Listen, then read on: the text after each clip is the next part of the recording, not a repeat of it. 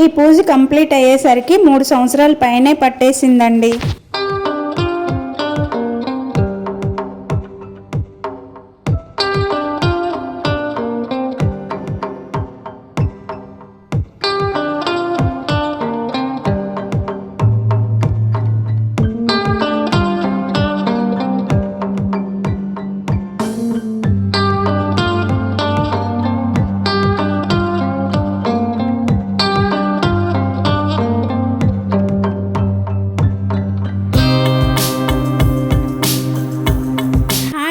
అందరికీ నమస్కారం. నేను మీ జయ. వెల్కమ్ టు యాత్ర విశేషాలు.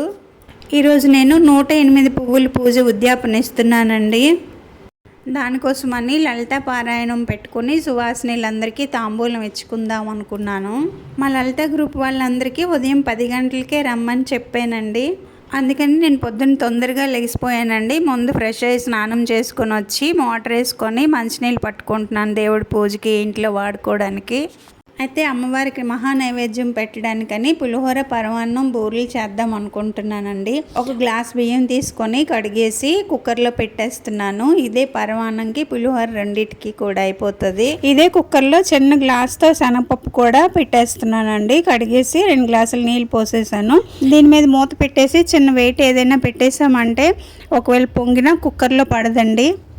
3 విజిల్స్కి శనగపప్పు శుభ్రంగా ఉడికిపోయిందండి. మనకు బూరెలకి ఎలా కావాలో అలాగైతే ఉడికిపోయింది. అండ్ రైస్ కూడా చక్కగా ఉడికిపోయిందండి. పప్పు ఏమీ కుక్కర్లో పొంగలేదు. పప్పు అయితే మెత్తగా దీంతో మెదిపేసి ఒక గ్లాస్ బెల్లం వేసుకుంటున్నానండి. పప్పు కూడా గ్లాసుడు వేసుకున్నాను కదా. బెల్లం వేయగానే పలుచగా అయిపోతుందండి. దీన్ని కొంచెం పొయ్యి మీద పెట్టి దగ్గరకు చేసుకోవాలి. ఇదే గిన్నెతో పెడదామంటే గిన్నె కిందనంతా అన్నం వంటుకుపోయిందండి. అందుకని వేరే గిన్నెలోకి షిఫ్ట్ చేసుకుంటున్నాను.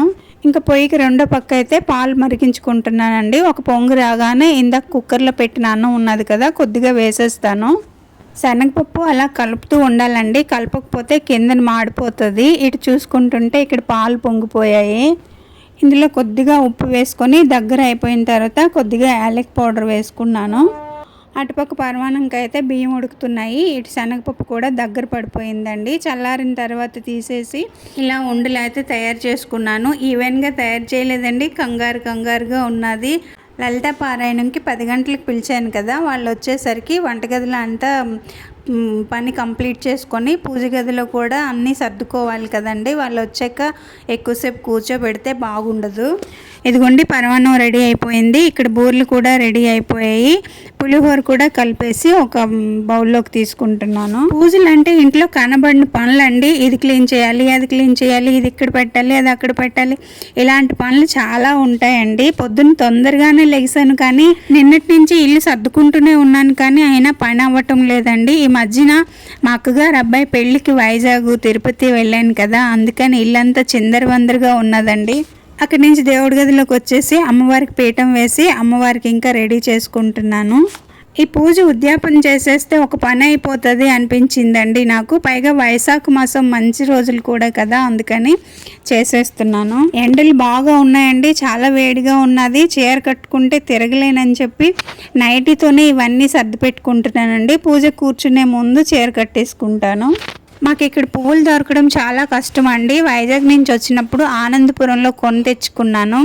ఈ గులాబీలు కొన్నప్పుడు బాగానే ఉండేవండి. ఇంటికి వచ్చేసరికి రెక్కలన్నీ రాలిపోయాయి. మా అన్నయ్య చెప్తూనే ఉన్నాడు గులాబీలు కొనుక్కు రెక్కలు రాలిపోతాయని. నాకు గులాబీలు అంటే చాలా ఇష్టం అండి. రెక్కలు రాలిపోయినా ఇలా యూజ్ చేసుకోవచ్చు, మంచి వాసన వేస్తుంది కదా అని చెప్పి తెచ్చుకున్నాను. అమ్మవారికి చీర అయితే చూపించుకుంటున్నానండి. ఇంక ఈరోజు నేను చేయాల్సిన పువ్వులు ఇవేనండి. 107 రకాల పువ్వులతో పూజ చేసేసానండి. ఇది 108ది. ఈ పూజలో నియమం ఏంటంటే చేసిన పువ్వులతో మళ్ళీ చేయకూడదు. ఒకే రోజులో ఎన్ని రకాల పువ్వులు దొరికినా చేసుకోవచ్చండి. నేనైతే వైజాగ్ వెళ్ళినప్పుడంతా ఎక్కువ రకాలు తెచ్చుకొని ఒకే రోజు చేసేసుకుండేదాన్ని. మొదలు పెట్టినప్పుడు మాత్రము శుక్రవారం నాడు మొదలు పెట్టాలి. 3 రోజులు కంటిన్యూస్గా చేయాలండి. ఒక్కొక్క రకమైన 2 రకాలైనా ఎన్నేసి రకాలైనా కూడా. ఇంకా మిగతా రోజుల్లో ఏ రోజు మీకు అవకాశం ఉంటే ఆ రోజు చేసుకోవచ్చండి. శుక్రవారమే చేయాలనేం లేదు. మొదలు పెట్టింది శుక్రవారం చేయాలి, ఇంకా ఉద్యాపన కూడా శుక్రవారమే ఇవ్వాలి. అమ్మవారికి తాంబూలం నేను ఒకటి సర్దుకున్నాను. ఆ తర్వాత పేరెంటాళ్ళకి ఇవ్వడానికి తాంబూలాలన్నీ కూడా శ్రావణి సర్ది పెట్టిందండి. ఈ పూజ ఏ అమ్మవారికైనా చేసుకోవచ్చండి. ముందుసారి నేను లలితాదేవికి చేశాను, ఇప్పుడైతే లక్ష్మీదేవికి చేస్తున్నాను. ఈ పూజ ఉద్యాపనకి పేరెంటాళ్ళకి మన సాయశక్తిలో తాంబూలం ఇచ్చుకోవచ్చండి. చీరలు పెట్టొచ్చు, బ్లౌజులు పెట్టొచ్చు, ఏవైనా పెట్టొచ్చు. ఒక వెండి పువ్వు, ఒక బంగారం పువ్వు ఇవ్వాలనేది మాత్రం నియమం అన్నమాట. అన్నీ రెడీ చేసుకొని దీపారాధన చేసుకొని పూజ అయితే మొదలు పెట్టేశానండి. ఏ రోజు ఎన్ని పువ్వులతో చేసాము, ఏ రకం పువ్వులతో చేసాము, వాటి పేర్లు ఏంటి అనేది అన్నీ కూడా ఏదో ఒక డైరీలో రాసి పెట్టుకుంటే గుర్తుంటాయండి. ఫొటోస్ మీద ఆధారపడి ఉండకూడదండి. ఫొటోస్ ఒక్కొక్కసారి డిలీట్ అయిపోతాయి కదా, నా విషయంలో అయితే అలాగే జరిగింది. నా ఫోన్ ఒకసారి ఓవర్లోడ్ అయిపోయి మెమరీ ఫుల్ అయిపోయి ఫోన్ బ్లాక్ అయిపోయిందండి. నేను ఆవేశంలో చూసుకోకుండా ఫొటోస్ వీడియోస్ అన్నీ డిలీట్ చేసి పడేశాను. అమ్మవారికి పూజ చేసుకున్న ఫొటోస్ అన్నీ డిలీట్ అయిపోయాయండి. ఈ వీడియోలో పెట్టినవి మహా అయితే ఒక 10-12 రకాలు మాత్రమే. మనకి అన్ని పూల పేర్లు తెలియవు కదా, ఏదో మనకు తెలిసిన పేరు పెట్టేసుకొని గుర్తు చేసుకోవాలి. ఫొటోస్ తీసి పెట్టుకోవడం కూడా మంచిదేలేండి. నాకు జరిగినట్టే అందరికీ జరగాలనేమీ లేదు కదా. ఇవన్నీ ఎందుకు చెప్తున్నానంటే 108 రకాలంటే సామాన్యమైన మాట కాదండి. కంప్లీట్ అయ్యేసరికి సంవత్సరం పట్టొచ్చు, 2 సంవత్సరాలు పట్టొచ్చు, 3 సంవత్సరాలు కూడా పట్టొచ్చు అండి. నాకైతే మొదటిసారి లలితాదేవికి చేసినప్పుడు సంవత్సరం పట్టింది. ఇప్పుడు లక్ష్మీదేవికి చేసినప్పుడు 3 సంవత్సరాల పైనే అయిపోయిందండి. ఇప్పుడు ఉద్యాపన ఇస్తున్నాను. ఇదిగోండి మా లలిత గ్రూప్ కూడా వచ్చేసారు. ముందు అమ్మకి ఇదే పూజ, పాద పూజ పాట పాడాము, తర్వాత అమ్మవారి ఆహ్వానం పాట పాడాము, ఆ తర్వాత లలిత సహస్రనామ స్తోత్రం చదివామండి. సువాసినీలు ఇంతమంది ఉండాలనేమీ లేదండి, ఎంతమంది వస్తే అంతమందే. నాకైతే 24 మంది వచ్చారండి. ఎండాకాలం కదా, చాలామంది సెలవులకు వెళ్ళిపోయారు.